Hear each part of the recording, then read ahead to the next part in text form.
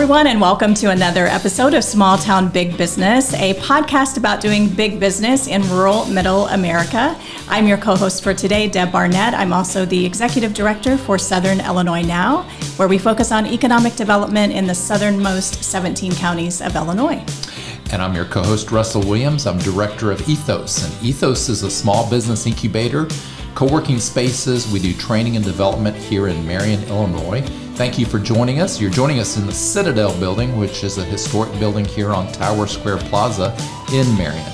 Thank you, but also thank you to our sponsors for making this podcast possible. So we want to thank Arcadia Wealth Group, Black Diamond Harley Davidson and RV, Fowler Heating and Cooling, Swinford Media Group, the Watermark Auto Group Foundation, and two rather new sponsors, Banterra Bank and also Southern Illinois Now.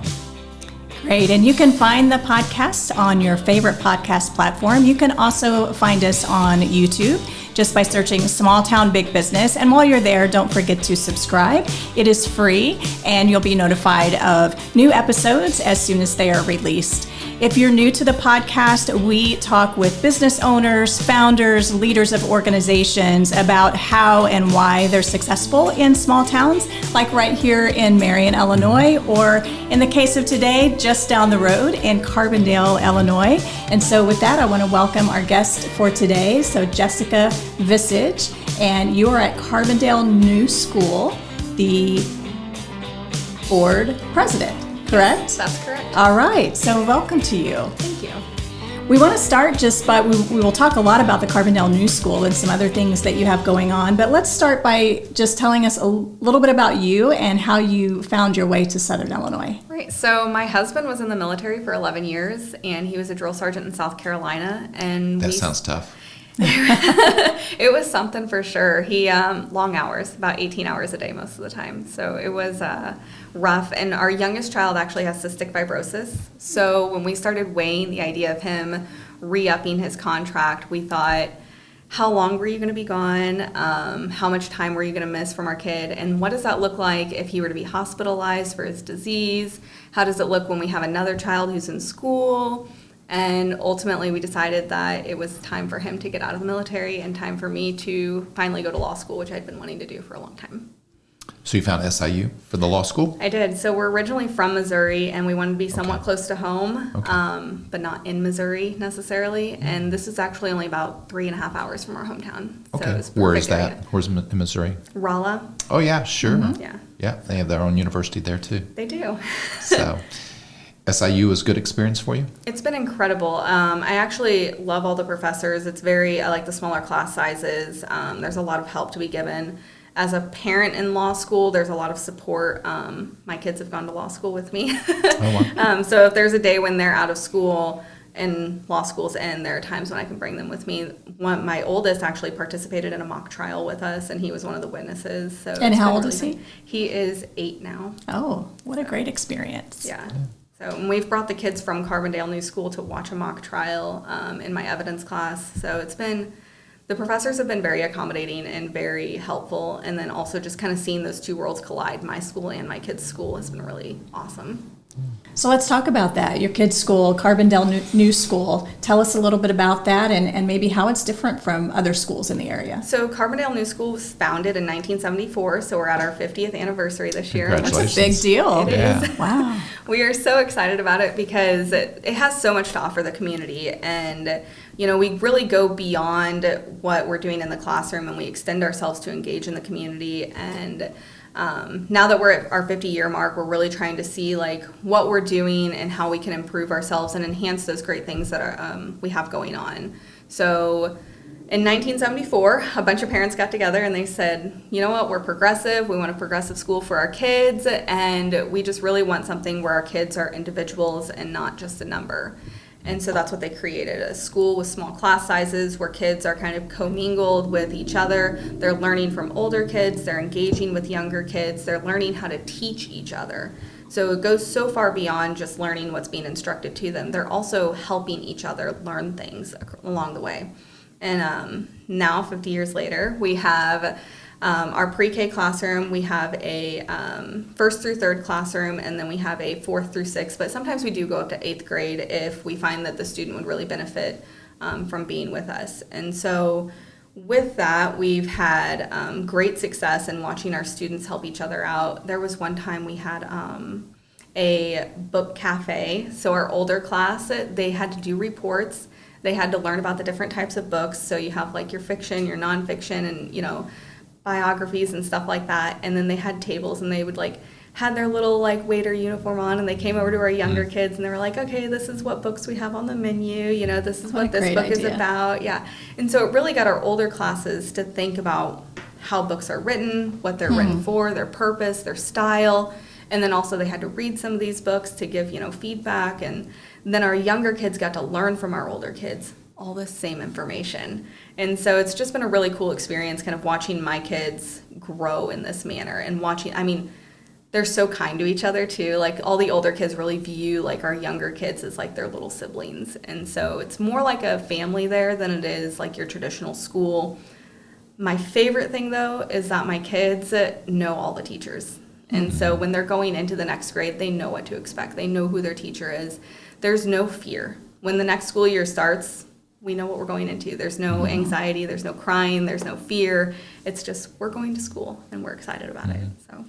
And you mentioned first through third grade and then fourth through sixth. So are those individual classrooms, or are they grouped together? They're grouped together. Okay. And so we actually, that may shift from year to year based on the ages of the child. We evaluate each child based on their knowledge, where they're at academically, and their learning style. And so if a child in third grade is really advanced and can do well in a fourth grade classroom, they may be moved into that fourth grade classroom. Or if a child socially is just more engaged with the older kids, we may move them into that classroom with the older kids. And similarly, for a student who may not be as academically advanced and may need more help in a specific area, they may come down to that lower grade level classroom, maybe just for that specific topic. So if we have a student who's struggling with math, well, why don't we bring you down here with the kids that are doing the same exact math and give you those basics again? Because really, a lot of education is building blocks. What you learned in kindergarten isn't what you're going to learn in, college. And so teaching them the building blocks and getting them comfortable with the building blocks so that they feel confident going into that next level, that's what we're doing. We're not just looking at a kid and saying, okay, you passed, third grade into fourth, you go, we're evaluating you. And we're looking at your learning style, and we're looking at how can I teach you this in the way that you're going to understand it. So math, for example, there are lots of ways to teach math. And our teachers are looking at, well, if you don't learn this way, if you're struggling with how I'm teaching it this way, maybe we need to look at a different way to teach it for you. And so we're going to sit down with you and we're going to look at that. And so my son has a hard time with time. Clocks is very, very hard for him, which makes sense because how often are we around those round face clocks anymore? True. And so he came home, and the first day that the teacher noticed that he was struggling with this, she sent home a clock, she sent home, a paper, and she's like, have him just write the faces out, and, really this is where he needs to work on it. And so we did, and we got there before it was even an issue, before the, end of the year, before the test. We're looking at, this is an area where your child's struggling. Let's address it now, not when the test comes up. And so that's really good. What's your current enrollment? Right now we have 22 students. 11 are in our pre-K class, and then 11 between our two older classes. Okay. And how many instructors, teachers, or professionals that work with it? And do you have a ratio that you need to keep or want to keep? Yeah, so our older classes, we would like to have a higher ratio. Right now they're pretty low. After COVID hit, things got kind of messed up with the enrollments because people were pulling their kids out of classes. And then we've kind of seen a decrease in our older, I think partially because people just kind of forget that we're there. But our pre-K classroom is getting back up to the size that we want. We have 10 pre-K students per one teacher. So right now that we have 11, we will have Miss Liz, our Spanish teacher, is also our pre-K aide. Okay. And so it's really exciting that we have our older kids right now are 6 and 5 in their classrooms. And so we'll see probably a similar ratio next year. We prefer to see them up to 9. But 6 and 5 is still, Yeah. they're getting that really great one-on-one, and a lot of times those classrooms are collaborating together, so they're getting that, multi-age range and a lot more students kind of collaborating together on projects. Well, I know Liz, the teacher you mentioned, she's been there for quite a while. Is that customary? Have you seen?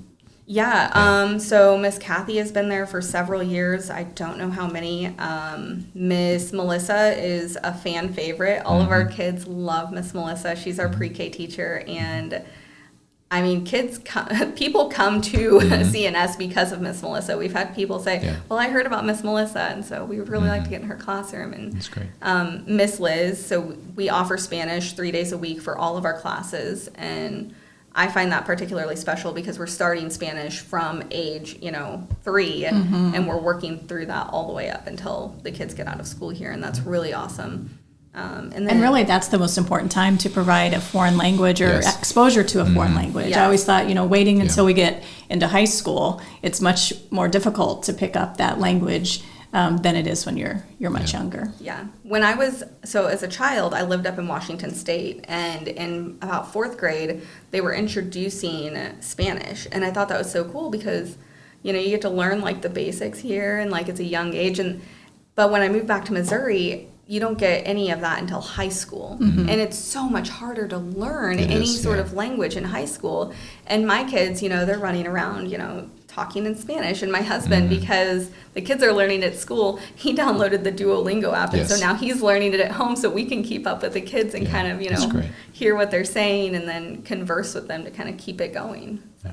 You mentioned enrollment, and there are ebbs and flows. I was part of a private school in the past, and there are ebbs and flows in enrollment sometimes. But part of that, coming off of the pandemic. But you also mentioned sometimes people forget that you're there. So tell us where you are, and then just like any business that is trying to get customers in, right? Obviously, the Carbondale New School is a different type of business or organization, but still the same concepts apply.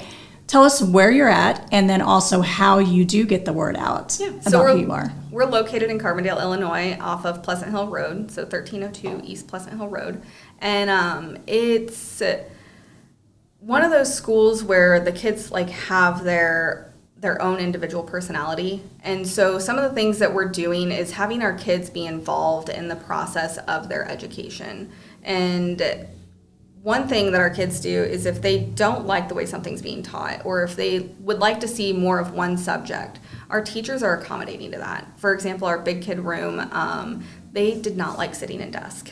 They hated sitting in a desk all day. They said they didn't want it anymore. Miss Misty brought in a futon. She moved the desks off to the side of the classroom, so if somebody wanted to sit at a desk, it was still available. But for the most part, the kids love sitting on the futon, sitting on the floor on their cushions and doing, work at the desk, and they're learning so much better because of that. And so one of the things that we're working on doing right now for our 50th anniversary is kind of improving our STEM program. So we know that STEM is a very important part of society these days, and we want to make sure that we're not hindering any of that by not having access to some of those resources. One of the things that we recently did was a Plant the Moon Challenge, and so the Illinois Space Grant Consortium gave us money to do this project through Plant the Moon, and they send fake space dust, so moon dust, that they've created that's supposed to be like what's on the moon. And the kids had to plant plants in these and then follow along with the growth process. And they also had to design their entire project, so they got to decide what their variant was, what their control was, and then they had to do a whole report at the end. And so that's the things that we're kind of doing to get our kids in those spaces, agriculture, STEM, science, math, all those spaces. We're always tying in things from our community. Yep. And so getting to the community and engaging with the community is one of our main focuses. And it's because we want to engage with the local businesses. We want to engage with local organizations. One thing that we did at the beginning of the year, each year we do a bake sale where we raise money for a local nonprofit organization. This year we did it for Green Earth Inc. I don't know if you guys have heard of them, but they are a local nonprofit organization that focuses on trail cleanup, trail maintenance, and development here in Southern Illinois. We really love what they do. And so we thought that they were the perfect people to kind of partner with and help out. And Our kids love going to the trails, and so being outdoors is one of our favorite things. And so we wanted to help them, and we wanted to kind of bring them in and show them hey, Carbondale New School is here too, and we want to help you guys. And so that's one thing that we want to get out, is that we're not just here to raise funds for us. Right. We want to be in the community involved, and we want to help other businesses. We want to help other organizations. And for Valentine's Day, our kids made Valentines for the residents at the landing in Carbondale. And then we went to the landing, and the kids handed it out with a bunch of other stuff that our families had gathered, snacks and books and stuff like that for the residents. And they thought that was so cool, getting to go and meet the residents. And the residents, of course, loved having the kids there. And so that's what we're doing at Carbondale New School. It's not, we're not just educating our kids, but we're teaching them to be community members on top of being, students. That's great. Talk more about that. Those are great partnerships. Can you think of others that you've had in the past or current, and how important is that for you? It's critical, because part of what we do is base ourselves in the community and teach our kids how important it is to be out there. And so some other things that we've done, like I said, we do our yearly bake sale. We usually pick an organization, a nonprofit organization that kind of aligns with what we teach. And so we've done animal nonprofits in the past, and then we've also done, now I'm blanking on what we've done. There's a follow-up question, so it's okay. But we've done a lot of nonprofit help, and then we also partner with local businesses to do fundraisers. So Quattros and Cool Spoons have been amazing partners in helping us with fundraising. And those are both Carbondale businesses for folks who might not be in the area. So Cool Spoons is a frozen yogurt place, and it is so fun because you can fill your cup with the frozen yogurt, and then you can add your own toppings, and the cost is based on weight, but the kids love getting to pick their flavor ice cream and then add their own toppings. So we really enjoyed doing our fundraiser there, and we hope we get to go back this year in the summer and do it. It's one of my favorite local businesses. Quattros, of course, is a Carbondale just historic place. If you've been to Carbondale, you've probably heard of Quattros, and they're always so great in the community, especially with nonprofits. They're very helpful, and we've really appreciated their help and everything that they've done for us. And then we're looking at other local businesses that we can support, likewise, that can help us grow and help us reach some of our goals. So as we approach our 50th anniversary, some of the things we're looking at doing, we want to add solar energy to our school. But that is costly. And so there are some grants, but the grants don't cover the entire amount of what we would need. And having solar energy at our school aligns with who we are for so many reasons. I mean, it's green energy, it's helpful for the environment. But on top of that, when you're looking at cost-wise, our electric bills every year are not low. And so having that benefit of being able to subsidize that cost and kind of cut it out completely would be so beneficial to our school and would allow us to keep doing these community things where we're raising funds. The other thing we did this year that I just remembered was we did a food drive for the Saluki Pantry at SIU, and helping college students, that are experiencing those times where it's really hard. It's hard being a college student. And the Saluki Pantry does such an amazing job at ensuring that nobody goes hungry at SIU. And so we felt that was a really important, organization to kind of help out. And that's where we would raised our got donations from our families. Sure. But that goes back to cutting costs where we can, including our energy costs. That helps us kind of those other things that we want to help. So it helps those other organizations. It helps us get out back into the community. It helps us with projects for our local, residents. Our students have done cards for local veterans and stuff like that. And so those things, it costs money. It costs money to go to the landing and, bring the residents those things that we had gathered from our families. It costs money to do all the things that our students do. And the more help that we get and the more support we get from our community, the more support we can give our community. Yeah. And that's what we're really looking at doing as we, approach this 50th anniversary and we look at our goals of our future. Yeah. We're looking at ways to engage with our community more than anything. Good. Yeah. I think you just mentioned two really important things that are applicable to Carbondale New School, but also any organization or really any business, is being community minded, investing back into the community, but also for those that might have a university, a community college, or really, most communities have a high school, really tapping into that student talent. So there are always clubs, organizations. I know at SIU they have a Center for Service Learning and Volunteerism, and a lot of those students have volunteer requirements, or just they're always seeking out opportunities to volunteer or to get job experience, shadowing, any of those types of things. So businesses that are needing help with an event, or an organization needing help with an event, or maybe they do want to mentor a student in a particular field or do some apprenticeships or things like that, really reaching out to your local high school, your local community college, or in our case, a university, is really a valuable way to tap into that student talent. And I think a lot of businesses and organizations miss out on that resource many times. I agree. We have used students from SIU as volunteers for our locally grown events that we host, and they're so kind and so helpful, and it's always nice to get a volunteer from SIU, because not only are they kind and helpful, but showing them the community kind of gives them that feel that they're involved. I know when I first got here, it was, you're in a new community, and while this is something that we had done time and time before, it was really nice coming to Carbondale because everybody was so kind. And even, Southern Illinois area, Marion and Carterville and even Murfreesboro, anytime I go somewhere, people are kind, and I just found that was really special. I remember we had to go to the DMV to get our tags for our car and get our new driver's license, and I don't know if anybody's ever been to the Missouri DMV. Not my favorite thing to do, right? I don't know anybody that's like, man, I love going to the DMV, but in Missouri, it was always a hassle for me. No slam to Missouri. We love Missouri, but yeah, it was a very major difference going to the DMV in Carbondale because they were kind and they were happy and they were like, yeah, we can help you, and they're like smiling and stuff, and I'm like, where am I at? That is so good to hear. That's good. So it was that was actually my selling point to stay here. Was I went to the DMV, they were super nice, it wasn't a hassle to get all my stuff, it wasn't super busy, and they had so many employees, and it's like, how often do you go to the DMV and see enough employees to actually help everybody? Who knew that the city of Carbondale should put the DMV on their marketing? They really should. Marketing materials. Yeah, that's awesome.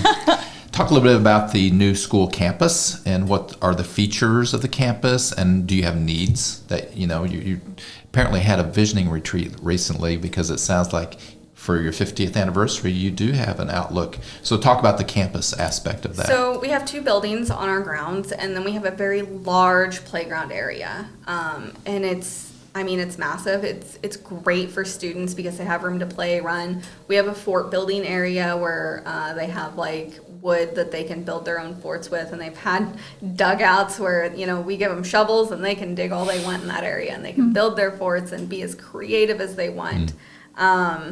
Some of the things that we're looking at, I talked about solar energy. We have the space to do that. Other things that we're wanting to do, we had previously had a greenhouse, but it wasn't in the best location for the sun. And so we had that removed, I guess, several years ago. And I was like, man, it'd be really cool if we had the greenhouse out front so people could see it, and then our kids could go through it and do their gardening stuff, because our kids love to plant. And so that was another thing that I was like, that would be really cool if we had that garden area back. And then the grounds itself, they do need some updating. Like I said, we're 50 years old, so a lot of our grounds are also pretty old. A lot of our playground area is pretty old. And so being able to update that would be a huge benefit for us and our kids. But so far, they love it so much that, if we didn't update it, they would not care. We have a play area, a play house that they can go up into. And then we have an outdoor music session. Our playground is an certified outdoor classroom. And so what we've had is people have come, they've evaluated our outdoor space, and they said that this is perfect for an outdoor playground, outdoor classroom area. So we have a music station, we have a mud kitchen, and then we have we're building a gravel pit right now where they have their little construction trucks, and then of course we have our sandbox and stuff like that. So when I say it's large, I don't mean this is all condensed into one area. There's a full area where the kids go out and play soccer. They have a huge soccer field that they can play in, and then we have swings and stuff like that. So our kids constantly engaged outside. We're also settled right next to the Arboretum in Carbondale. Mm-hmm. So our kids are able to go out there with our teachers supervising, of course. Mm-hmm. And, sometimes they do class out there in the Arboretum. Like they'll do their art class out there and they'll just have to, draw something in the Arboretum that they like. And really getting them in touch with nature, keeping them outside in the sunlight is so important. Our teachers are so great because they notice if the kids are getting rowdy inside, it is not because they need to be told to sit down. Mm-hmm. It is because they need to go outside and get some of that fresh air, get some of that energy out, and then we can resettle. And so a lot of times, I'll show up to the school and the kids will be doing math outside or something. Mm-hmm. And it's because it's so nice out. Why keep them inside? And our outdoor areas are perfect for that. We have tables for them to sit at. Mm-hmm. Our pre-K classroom has outdoor tables that they can take outside with them. And then we have a ton of toys for them to play with as well. So we've talked a lot about Carbondale New School. I think everyone has a feel for what that is, and you've definitely given some tips that will help other organizations and businesses. But you also mentioned your in-law school at SIU Carbondale, and one of your areas of interest is immigration, human trafficking. We know you can't give legal advice, but I do think those are both hot topics for businesses today. So can you just speak briefly to any resources or anything that businesses can do when they're looking at, immigration laws or anything like that might help them along the way? Yeah, I think it's so important for businesses and law firms to be aware of what the laws are regarding human trafficking, because a lot of times we think human trafficking is forcing someone out of their home and forcing them into, maybe it's labor, and we don't ever envision forced labor trafficking in the United States, but it actually is pretty prevalent. And same with different types of human trafficking, unfortunately, are prevalent, and we don't make the connection that bar is actually pretty low to hit. And so I think it's incredibly imperative that law firms and businesses understand what exactly human trafficking is. Mm-hmm. What does the law say human trafficking is?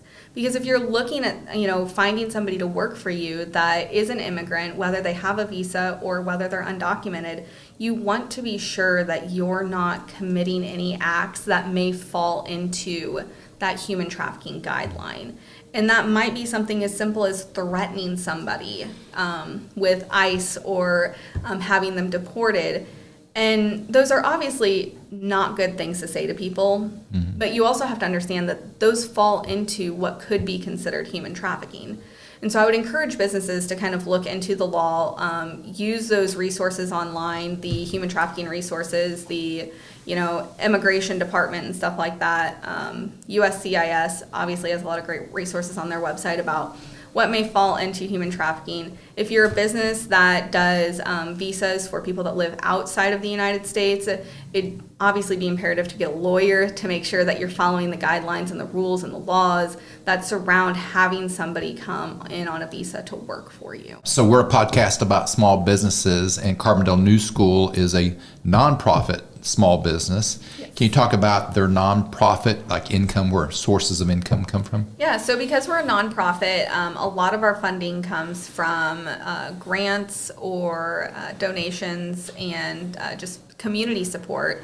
We, of course, have tuition, which supports our basic needs. So our operating expenses are covered by our tuition, and that's how we keep our tuition low. But everything extra that we do, the things that you see us doing in the community, that's all funded by our families, by our community, and by grants.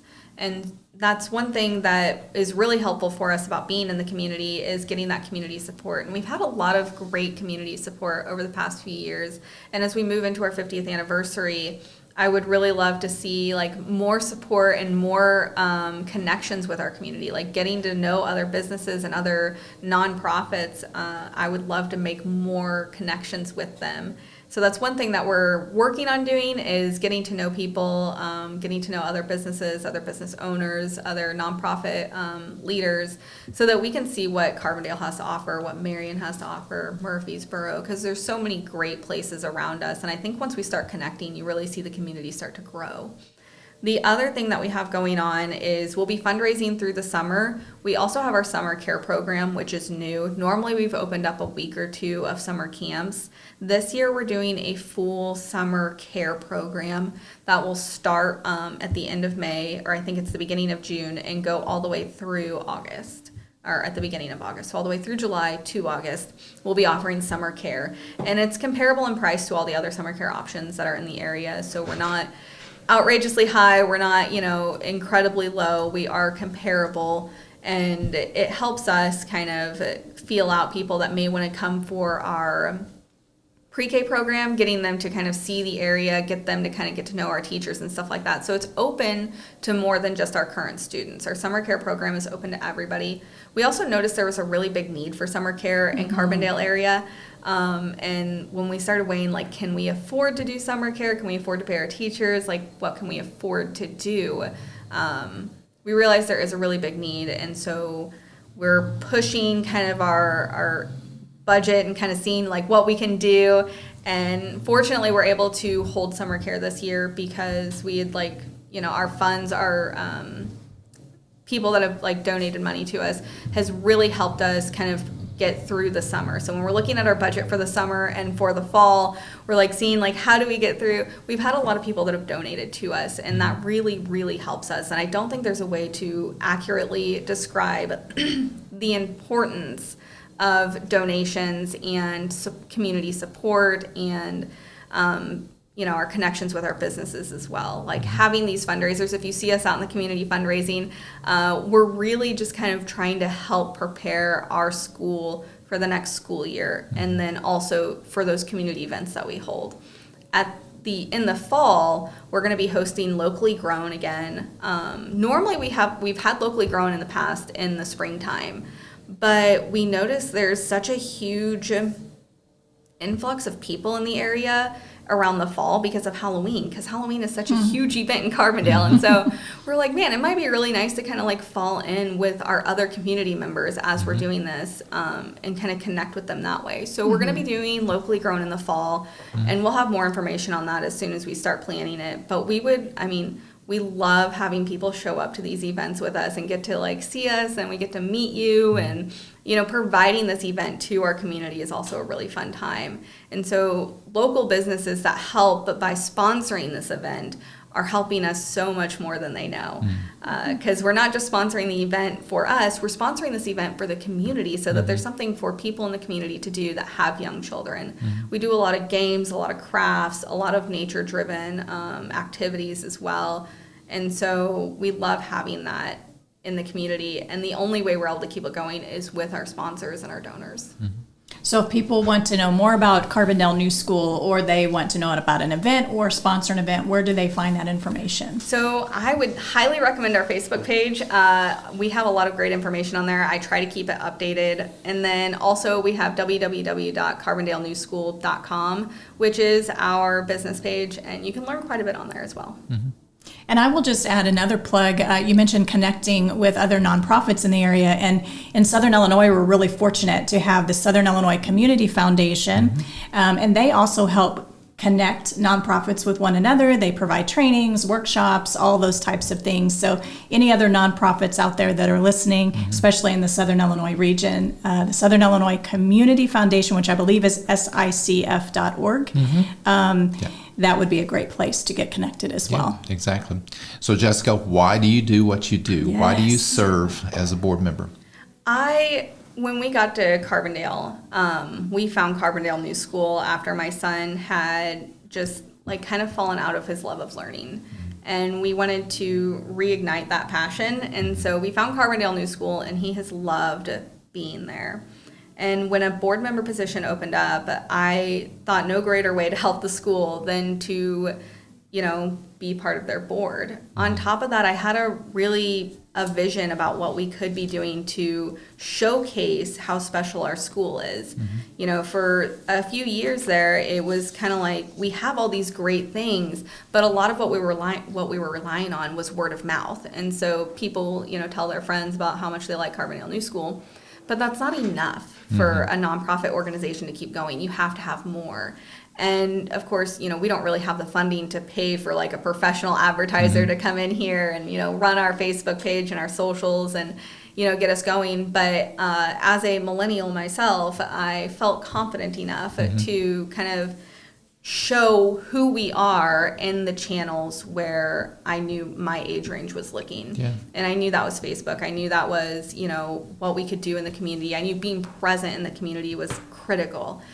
But word of mouth just wasn't enough. And so I really wanted to take the opportunity to showcase how special Carbondale New School was, not just to my family, but to all the families that are there, and do it in a way that I was hoping people would be able to visualize us and see us and experience us. That's great. Excellent. Do you have a final message for our watchers and listeners about the Carbondale Carbondale New School? Sorry. Yeah, Yep. I would say that if you are looking for a school for your child, Carbondale New School is the perfect place because we are so accommodating and helpful, and our teachers are so kind. And so we have ages 3 and up, and we go up to 8th grade if we find that there would be a good fit. But that does require some help in the teacher department, because we may have to get another teacher if our age range is too wide. So I would say if you are looking for a school for your child, come visit us at Carbondale New School. Contact us. We would love to give you a tour of our school and engage and meet with you and, you know, help you find the fit. That's great. Well, Jessica Visage, Carbondale New School Board President, thank you so much for joining us today. It's been a pleasure to talk with you. I've learned a lot. Yeah, thank you. Thank you, guys. Excellent. And we want to thank you for watching and listening to the Small Town Big Business podcast. If you want to join our community, you can do that online. But also want to thank our sponsors, Arcadia Wealth Group, Black Diamond Harley Davidson and RV, Fowler Heating and Cooling, Swinford Media Group, the Watermark Auto Group Foundation, Banterra Bank, Southern Illinois Now, and of course our producers at Union Street Arts. Thanks again to Luke O'Neill. And as Russ mentioned, don't forget to join us as part of the Small Town Big Business community. You can do that on your favorite podcast platform or on our YouTube channel just by searching Small Town Big Business. Thanks again for joining us today. I'm Deb Barnett with Southern Illinois Now. And I'm Russell Williams with EThOs at the Citadel. Have a great day.